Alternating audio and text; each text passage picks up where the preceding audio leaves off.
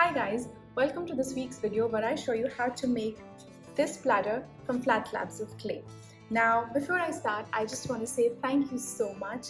I had posted a video on my Instagram with snippets of the process and I've had so many of you reach out to me with such lovely comments. So thank you so much for all your love and support. And in those comments, I had a lot of questions that kept coming up over and over again. So I thought I'll address 3 most frequently asked questions right here, right now. Question number 1, can I buy this platter? Yes, you can buy this platter. I have it available in a couple of different colors. All the details on how to purchase will be linked in the description below. Question number 2, can we use air dry clay? Yes, you can use any clay for this project. The only thing you have to remember is with air dry clay and with oven baked clay. Basically, any clay which is not fired in a kiln, those clays will not be suitable for food use and for holding liquids. That's the only thing you have to remember. You can make this platter and use it as a little catch-all tray, in your entryway table. You can use it as a jewelry holder on your vanity desk. You can use this for holding your kitchen towels, on your kitchen countertops. So you can use it for a lot of different things. The only thing you can't use it is for food and liquids.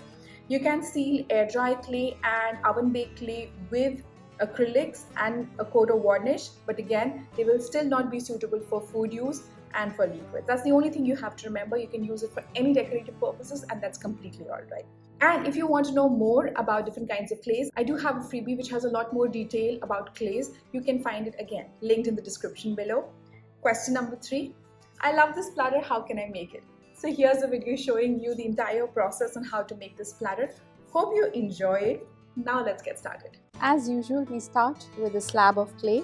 This is rolled to 1/4 of an inch thickness, and that's a thickness I would like to keep for something like a platter, because especially when you're making a bigger piece, it makes sense to have a little bit of weight to the piece, and also just helps with keeping it like warp-less, crack-less.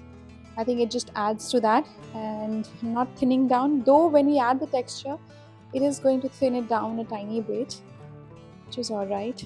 This is recycled clay and you'll be seeing some of these air pockets here. Don't worry about them. You'll see how a lot of them you can get rid of just with the compression.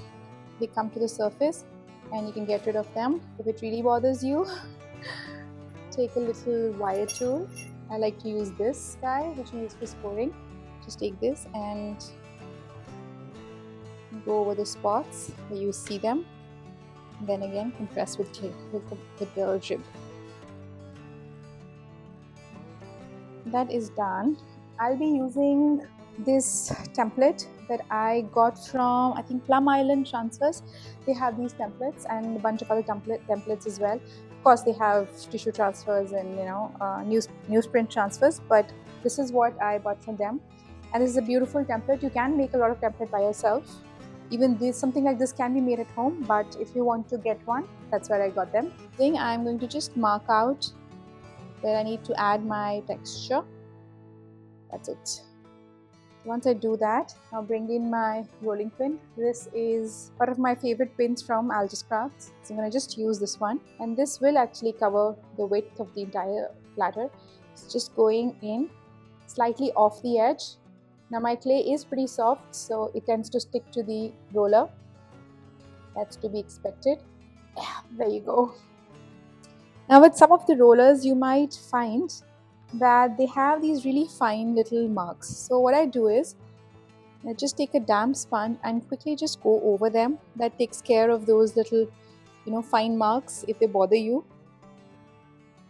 Clearly they bother me. So I just take a very lightly damp sponge and just go over them quickly, and that's taken care. It doesn't even take like 2 minutes and that's sorted. But I love this particular texture, one of my favorites. They do have a lot of amazing designs, and their rollers are pretty reasonably priced. I also have a code with them. I'll be listing all of that in the description below. So what I'm doing is I am releasing my clay like this because I want to make sure that it covers this template. If I release it, this way, that's going to stretch the clay in this direction. If I release it this way, it's going to stretch the clay in this direction. So that's why I intentionally release the clay in this direction. Always release your clay, bottom line, because you don't want to cut out your template while the clay is stuck to the board, because then it's difficult to peel off. Okay, so I'm just placing it here. This looks good. And I'll just start cutting on the edge. Hold on to your template, the foam template, and then with a needle tool or a clay knife.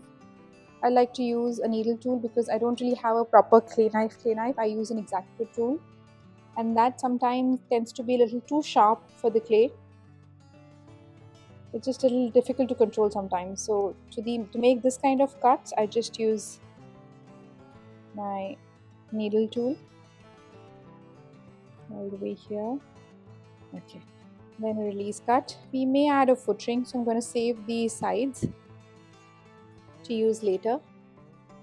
Okay, I'll put this under a piece of plastic so it doesn't dry out. Now what I'm going to do is move this onto a different board so it's easy to move the slab around. I'll bring in another work board, lift my clay slab. Whoops, see, it's already stuck. So that's why if you don't release the clay, it'll get stuck onto the board, and then when you try to release it, it'll end up, making those dents in the side. Okay, now here's our clay. Before I do anything else, I'm going to take again my damp sponge, squeeze it nicely, and then just go over the edges once. Take care of those.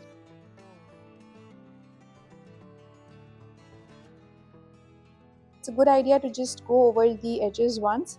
It takes the edge off, it cleans up, if there are any clay crumbs there, takes care of those. So all of that is taken care of when you do this.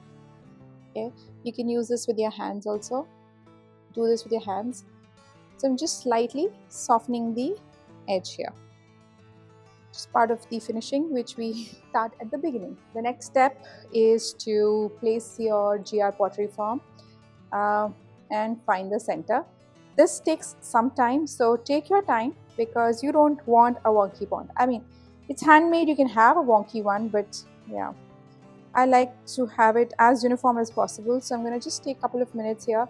I'm just kind of eyeballing it, not using any special tools to measure this, just eyeballing it, turning it around to see if the two sides are more or less lined up. So I just kind of turn it around, see from all the sides if it looks centered. Okay, once that happens, then I'm going to bring in another board now and place this on top of this, lift the two, hold them tightly, and then flip, which I'm doing slightly off camera because I don't want the camera to be knocked off. Okay, once you do that, then make sure that your clay is released before you pull this board away. So that's how this looks. Next, I'm going to lightly first press it. I'm going to lightly press around the edge, not too much because I don't like that sharp edge too much, but just press it around very lightly. Then I'm going to bring in my banding wheel. I have this tiny one. Take the red rib from Cheryl Mud Tools, and then if I start at the base, clean this off. If you want, you can add your signature or whatever here. And then what I'm going to do is very lightly, I'm going to start here by pressing the base. I'm bringing the base in. If you see, I'm pressing this in. Instead of pressing it down like this, I'm pressing this in like this. This is to ensure that there's no stress on the edge here.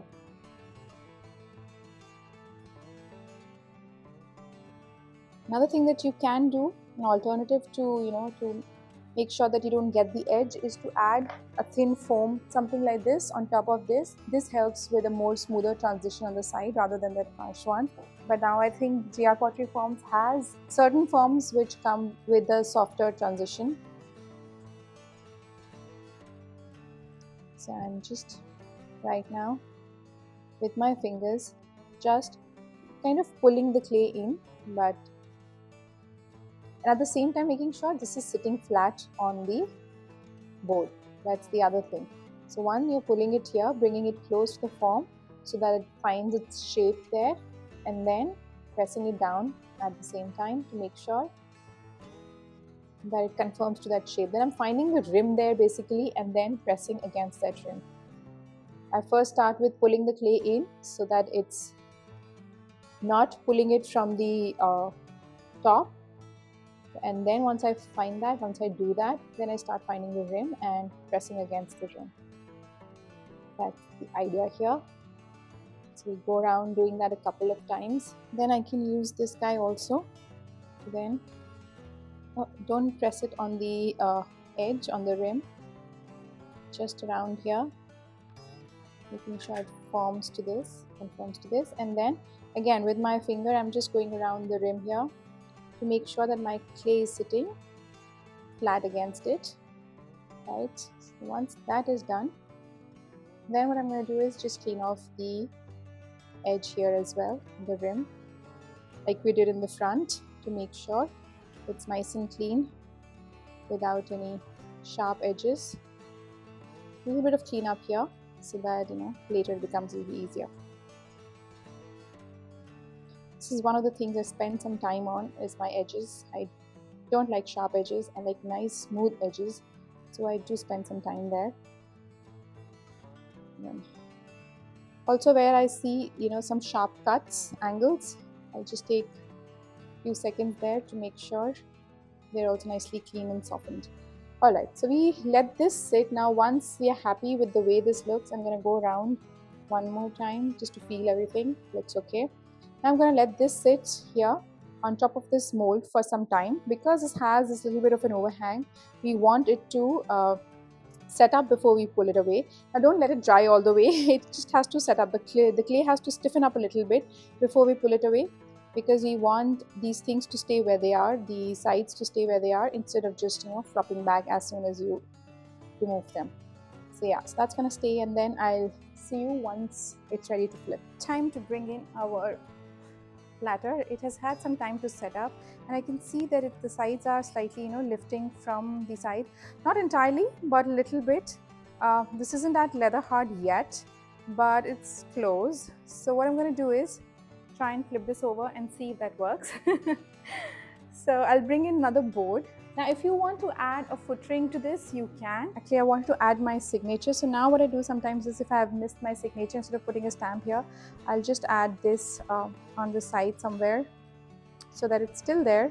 So I just take this, because whenever I do this, it is going to kind of push on the texture on the inside. Alright, so I've done this. I'll bring another board, place it, flip it over. Get this out of the way. So that's our platter. Now it's sitting quite snugly inside. What I'm going to do is slightly peel it away from the form so that you can take it out. Otherwise it will be difficult. So just release the form slightly, lightly. I'm just peeling it away. Okay, that's what I'm doing. Just pulling it away from the form, so that gives a little bit of room to move. Then two sides here and pull. So that's our platter, and I think that looks really good. It's centered, has a nice rim, everything looks good with this. There doesn't seem to be any issue. I'm going to just clean up the edges, damp sponge, clean it off, and then go over and clean off the edges. Yes, we do this a couple of times in our process.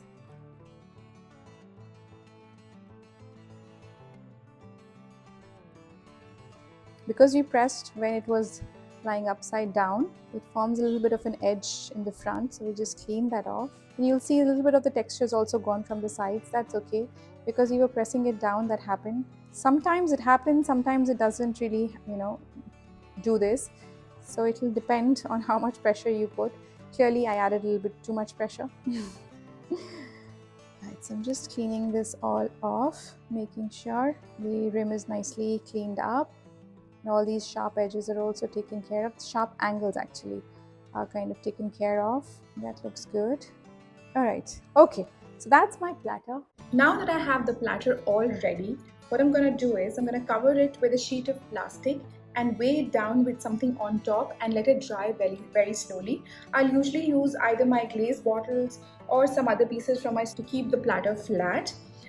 And I will let it sit under plastic for about a week, and I will keep checking on it every day just to make sure there's no moisture being accumulated in any part of the plastic and things are drying nicely and evenly. That's important to make sure that the platter doesn't warp And also during the week, I will let the platter breathe a little bit, where I will let it dry without the plastic for some time every day, like a little bit, 15-20 minutes without the plastic, so it dries as well. And then about after a week, I think it should come down to close to bone dry, and at that stage I will remove the plastic and still keep it weighed down with, again, glaze bottles or other pieces from the studio, and I let it dry without plastic for a couple of more days. And only once it's completely bone dry will this go into the kiln for bisque firing. Now bisque firing, different clays will have different bisque firing temperatures. This is a cone 5-6 clay. So for this, I bisque it at 950 degrees Celsius, and once it's bisqued, then we'll glaze and finally do the glaze firing. I will probably record the process and share it with you.